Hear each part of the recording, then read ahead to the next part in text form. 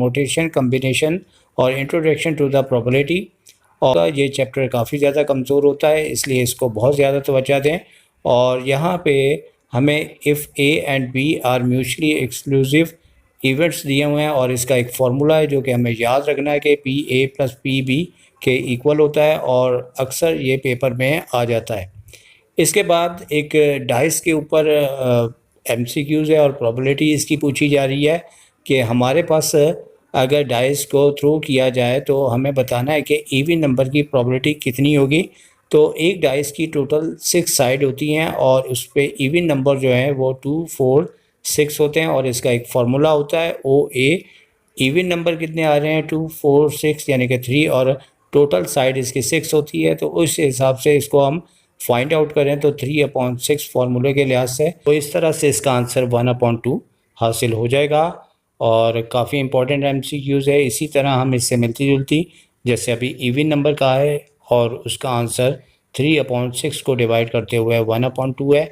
और यही एमसीक्यूज़ अगर हम देखें तो ऑड नंबर के लिहाज से भी पूछी जा सकती है।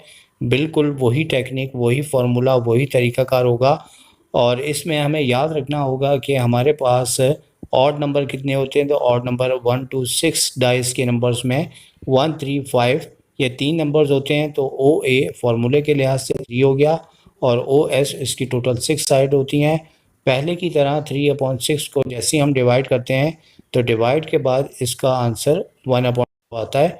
तो इसका आंसर हम क्या देंगे एग्ज़ाम के अंदर, और हमें सेलेक्ट करना होगा 1/2 इसका आंसर। तो अब नंबर 4 है, इसमें हमें ये कहा गया है कि एक बैलेंस डाई है और उसे हमने रोल किया है, यानी कि एक तरह से थ्रो किया है, और उसकी प्रोबेबिलिटी बतानी है 3 नंबर्स की। तो याद रखें कि हर साइड सिंगल होती है तो उसकी प्रोबेबिलिटी तमाम साइडों की 1/6 होती है। बेशक 3 की जगह कोई भी एक नंबर पूछें तो उसका आंसर 1/6 ही होगा, चाहे 1 पूछे, 2 पूछें, 3 पूछें, 4, 5, 6 कोई भी पूछे तो उसकी प्रोबेबिलिटी 1 होती है, क्योंकि हर साइड पे हर नंबर 1 टाइम आता है।